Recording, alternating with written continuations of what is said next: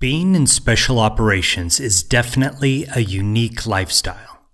For us elite Type A personalities, there's no other place we would rather be. But for those who love us, our wives, there certainly are some unique challenges that are associated with being married to someone in the special operations community. Let's talk about special operations families with an emphasis on operational tempo, training, predictability, lifestyle and time, fanfare, divorce rates, self-sufficiency, trust and worry, and patriotism.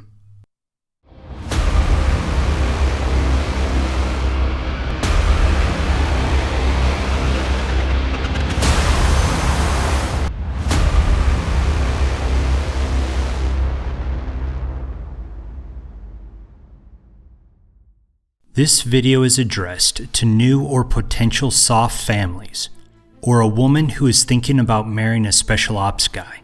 Let's start with operational tempo. OPTEMPO is a ratio of how often you are deployed versus how often you are back home in garrison. Special operations forces have the highest OPTEMPO in the military. There was a time when I was deployed 6 months, back home 6 months, deployed 6 months, back home 6 months, and it never seemed to end. One piece of good news is that SOF generally have shorter deployments. This is why SOF deployments are usually only 6 months, while conventional military deployments might be 12 or even up to 18 months. But this is not a hard and fast rule. I once had a 2-month deployment, but I also had a 10-month deployment. The bad side of this is that these deployments are usually shorter in duration because they are significantly more intense and dangerous. When special operations teams are not deployed, they are training for a deployment. The training is intense to say the least. The train-up phase for a deployment is mostly done at home station, but also includes training at other facilities throughout the world. We used to call them MICONs. I think it stood for Mission Concepts. We would put together a 10-day MICON training plan to do close air support training with the U.S. Air Force in the deserts of western United States. We would execute a 10-day MICON training plan to do some combat diver training at a nearby Navy base. We would go to a complex range facility for a week and shoot day and night. The takeaway here is that just because your husband is not deployed doesn't mean that you are going to see him every day and every night. Predictability in SOF is okay. You generally know at least 6 months out where you are going. This isn't a hard and fast rule, but I generally saw that the Navy and the Air Force were the best at predicting their deployment schedules. Then the Marines, and Army SOF is the worst. A simple example would be a SEAL team knowing that they are going to deploy 1 year out and having a 9-month training phase to prepare. On the other hand, an Army SF team gets back from a 6-month deployment only to find out where they are deploying 6 months later. Either way, the SOF lifestyle isn't ideal for planning family vacations and birthdays and graduations. As you can imagine, the SOF lifestyle is intense. We train hard and we're all in. Teams have physical training 5 days a week. Ranges and collective training events are often done in the evenings or early mornings while it's still dark. It would be unrealistic to think that your husband has a 9-to-5 job. For the most part, SOF is a lifestyle, not a 9-to-5 job. Depending on your mission and unit, you and your husband generally will be required to maintain operational security or OPSEC by not discussing aspects of your husband's deployment. You can't tell your neighbors or your girlfriends that John is deployed to Syria to hunt down ISIS leaders. You can't tell people that John returns sometime in January because the priority mission is now in another country. There will be a lot of things that you should just keep to yourself. Some units are extremely secretive and prefer that their members keep a very low profile.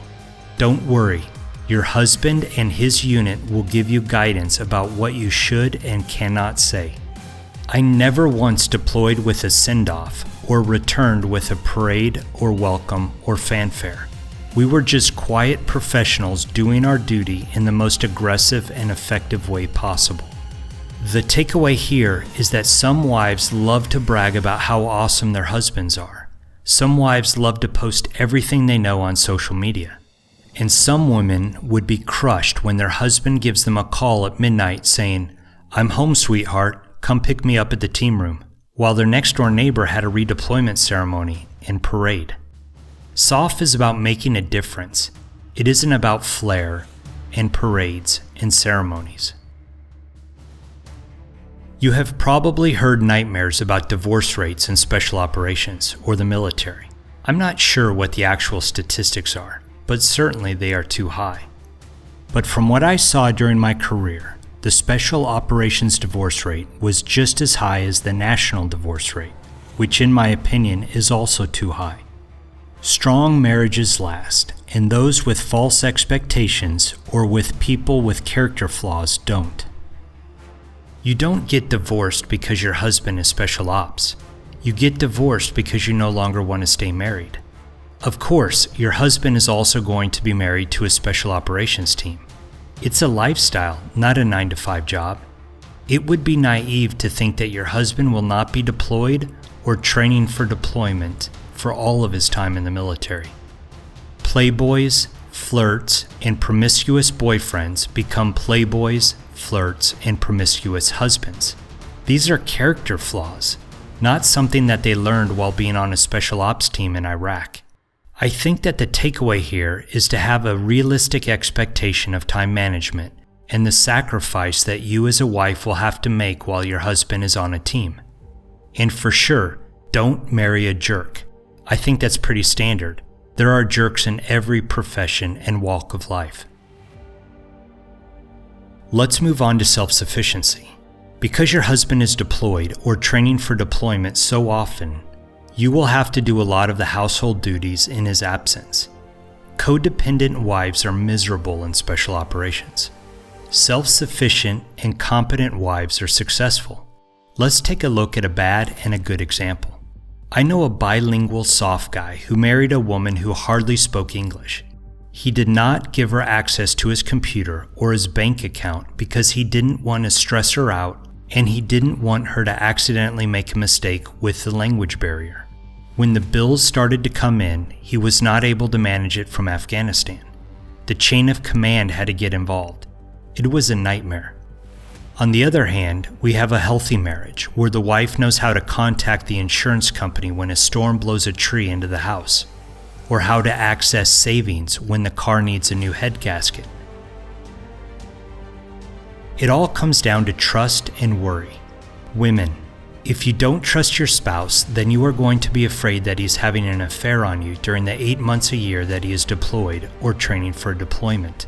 If you are a warrior, then you are going to be scared that he gets killed, or worse, every single day he is deployed.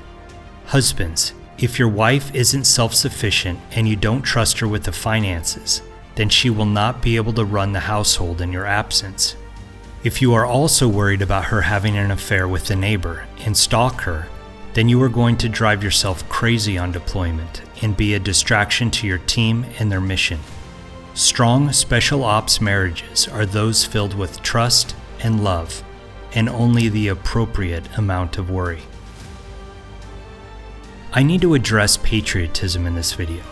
As we have said several times on this channel before, knowing your purpose while going through a hardship will help you to endure it. And since your husband will also be married to the military, it is important that you believe in the reasons he is serving. An unpatriotic wife resents her husband's service, sacrifice, time away.